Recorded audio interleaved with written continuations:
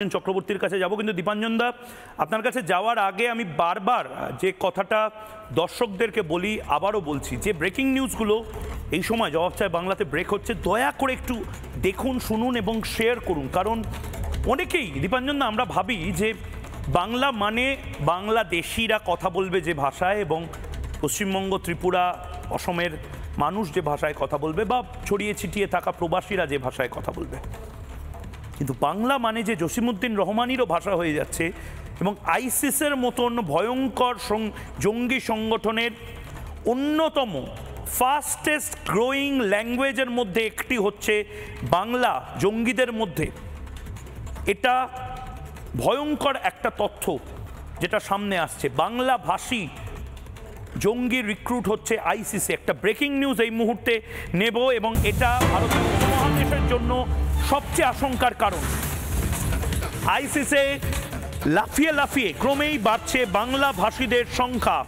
নতুন ব্যাচ নিয়োগ হয়েছে যাদের মাতৃভাষা বাংলা। ভারতীয় উপমহাদেশের যারা বাংলা ভাষী তাদেরকে বেশি করে মগজধোলাই করা হচ্ছে আইসিসে। সন্ত্রাসবাদী সংগঠন আইসিস আবারও নতুনভাবে সক্রিয় হচ্ছে ভারতীয় উপমহাদেশে। এবার লক্ষ্য বাংলা ভাষাভাষী তরুণ সমাজ। গোয়েন্দা সূত্রে খবর, আইসিস বা ইসলামিক স্টেট তাদের বাংলা ভাষার প্রচার মাধ্যম চালু করেছে, যার মাধ্যমে তরুণদের মধ্যে অনলাইন প্রচারণা এবং ধর্মীয় উগ্রপন্থার বার্তা ছড়ানো হচ্ছে। দীপাঞ্জন চক্রবর্তী, এটা তো ভয়ঙ্কর একটা ইঙ্গিত। এরপরেও যদি আমরা না বুঝি, এরপরেও যদি নড়ে চড়ে না বুঝি। দেখো ময়ূক, একটা কথা খুব পরিষ্কার করে বলে দেওয়া ভালো। ওদিকে যেমন মাসুদ আজহার রয়েছে, বা বিভিন্ন আইসিস বা লস্কর, বা এদিকে যেমন লোকজন রয়েছে, তেমনি ভারতবর্ষেও কিন্তু হাজার হাজার ফিল্ড মার্শাল শ্যাম মানেকশো রয়েছেন, আরএন কাও রয়েছেন, অজিত ডোভাল রয়েছেন, ময়ূক রঞ্জন ঘোষও রয়েছে। আমাদের কাজ হচ্ছে মানুষকে বোঝান, মানুষকে বুঝতে হবে। ভারত সরকার, ভারতের আর্ম ফোর্সেস, ভারতের ইন্টেলিজেন্স তারা তাদের কাজ করছে, করবে, সেটা যথাসময়ে দেখেছে ভারতের জনগণ, আবারও দেখবে। কিন্তু শুধু যেটা আমি বারবার তোমাদের চ্যানেলে বলেছি, যে এই সন্ত্রাসবাদকে রুখতে গেলে সব থেকে বড় দরকার জনসচেতনতা। আজকে বাংলার কথা দেখো, দিল্লিতে এরকম সাংঘাতিক হওয়ার পর সারা ভারতবর্ষ কাঁপছে ষড়যন্ত্রের জাল দেখে। আর আজকে তুমি বাংলার এই তথাকথিত মিনমিনে চ্যানেল আর আনন্দ করে যারা আজকাল এই সময় রোজ বাজারে বিকৃত সংবাদপত্র পরিবেশন করছে, তাদের কাগজগুলো খুলে দেখো। ওই শিক্ষারত্ন 3.5 বছর জেল খেটে এসেছে, তার বান্ধবী তিনি বলছেন তাকে হিরো বানানো হচ্ছে। সন্ত্রাসবাদ নিয়ে কথা নেই। সমস্ত বড় খবরের কাগজগুলোতে বাংলায় একটা অদ্ভুত ছবি, এবং সেই ছবি সবগুলো খবরের কাগজে। এই যে এই লোকগুলোর থেকে যদি আমরা বাঙালিরা নিজেরা বাঁচতে না পারি, সিদ্ধান্ত নিতে না পারি, তাহলে কিন্তু বাংলাদেশের কথা ছেড়ে দাও, আমি আমার পশ্চিমবঙ্গের কথা বলছি, আমার উত্তর পূর্ব ভারতের কথা বলছি, এই ভারতবর্ষকে কি আমরা বাঁচাতে পারবো? শুধু আমাদের আর্ম ফোর্সেস, শুধু আমাদের ইন্টেলিজেন্স কাজ করবে, আর আমরা বাঙালিরা এই আগ্নেয়গিরির শিখরে বসে দিনের পর দিন পিকনিক করব, আর ওই চোর শিক্ষারত্ন তার ব্যক্তিগত কদর্য জীবন নিয়ে আমরা উপভোগ করব ওই বিকৃত বাজারি সংবাদপত্রগুলো দেখে, তাহলে আমাদের ভবিষ্যৎ অত্যন্ত অন্ধকারে। যেটা আমি বারবার বলেছি, আল ইসরার কথা, এত বড় হামলা চালানোর চেষ্টা করছে। তুমি দেখবে এই জম্মু কাশ্মীর, উত্তর ভারতের একটা অংশে, সেখানে কিন্তু এরা সক্রিয়, জয়েশ সক্রিয়, আল কায়দা, তারা পূর্ব ভারতে আসছে না। পূর্ব ভারতে আসছে আইসিস এবং আল কায়দার লস্করে তৈবার, এই আনসারুল্লাহ বাংলা।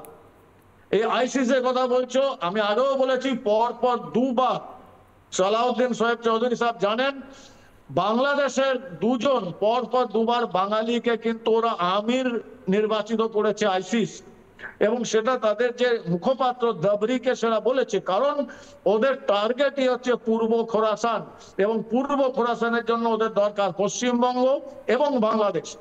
সোজা পশ্চিমবঙ্গ থেকে মায়ানমার অব্দি উত্তর পূর্ব ভারত নিয়ে ওরা খিলাফত শাসন জারি করুক, যেটা ওরা গজওয়াতুল হিন্দ বলছে, সালতানাতে বাঙ্গাল বলছে।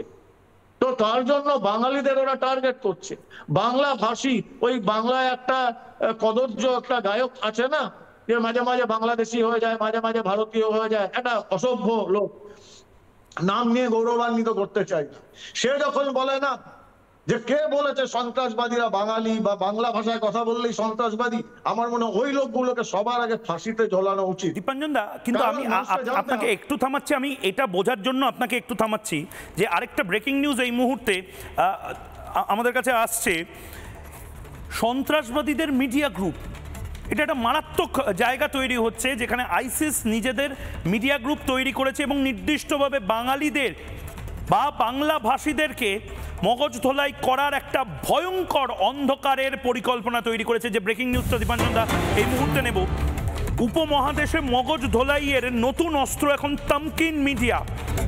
আইসিসের নিষিদ্ধ আইসিসের তামকিন মিডিয়া মূলত আইসিসের ডিজিটাল শাখা হিসেবে কাজ করছে।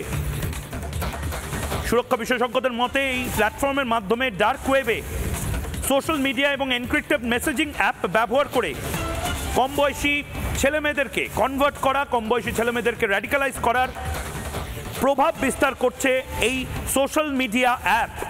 নিরাপত্তা সংস্থাগুলি ইতিমধ্যে সতর্ক হয়েছে এবং সীমান্তবর্তী অঞ্চলে নজরদারি আরও জোরদার করা হয়েছে। এটা কেন হচ্ছে দীপাঞ্জন চক্রবর্তী?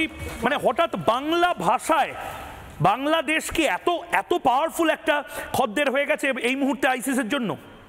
না, এই জন্য তুমি যদি পশ্চিম প্রান্ত দেখো, গুজরাট, রাজস্থান, পাঞ্জাবে দাঁত ফোটাতে পারবেন। সেখানে রাজ্যগুলোতে বিজেপি সরকার থাকুক, বিরোধী সরকার থাকুক, কিন্তু যেটা আমি বারবার বলি, সন্ত্রাসবাদ লালন পালন এবং সন্ত্রাসবাদের ছড়িয়ে যাওয়ার জন্য কন্ডিউসিভ এনভায়রনমেন্ট বা সহযোগী পরিবেশ দরকার হয়, যেখানে সন্ত্রাসবাদ ডালপালা মেলে বেরোতে পারে। এবং তার জন্য বাংলার থেকে, আজকের পশ্চিমবঙ্গের থেকে ভালো জায়গা সারা ভারতের মানচিত্রে কোথাও নেই। আমি আবার বলছি, জম্মু কাশ্মীরেও নেই। এবং এখানে তার জন্য এসআইআর এর কথা উঠলে একটা ফচকে ছোড়া বলে যে আমি 1 লক্ষ লোক নিয়ে নির্বাচন কমিশনের অফিস ঘেরা করব, নির্বাচন কমিশনার মাটিতে লুকে গেলেও খুঁড়ে বার করব, কারণ তার দায়বদ্ধতা এই আইসিসির কাছে, তার দায়বদ্ধতা আনসারুল্লাহ বাংলার কাছে। আর তুমি যদি যেটা বলে বহুবার বহু প্রচলিত শব্দ, কোন দুর্গে শত্রু তখন ঢোকে যখন দুর্গের দরজাটা ভেতর থেকে খুলে দেওয়া হয়। আর এই বাংলার পশ্চিমবঙ্গের দুর্গের দরজাটা, বাংলাদেশে দুর্গের দরজা খুলে দিয়েছে ইউনূস আর তার তথাকথিত উপদেষ্টা পরিষদ। আর পশ্চিমবঙ্গে সেই মহান দায়িত্ব নিয়েছে ওই ফচকে ছোড়া কিছু না নীল সাদা পাড় শাড়ি ইত্যাদি প্রভৃতি, জানো যেটাকে আমি বলছি। দীপাঞ্জন দা, অনেক অনেক ধন্যবাদ। আপনি এই অসুস্থতার মধ্যেও আপনি রিপাবলিক বাংলায় আসলেন। সুস্থ থাকুন। নানা ধরনের কন্টেন্ট দেখার জন্য লাইক করুন, শেয়ার করুন আমাদের ফেসবুক পেজ, সাবস্ক্রাইব করুন আমাদের ইউটিউব চ্যানেল। পাশাপাশি অন্যান্য ব্রেকিং নিউজের জন্য অবশ্যই চোখ রাখুন রিপাবলিক বাংলায়।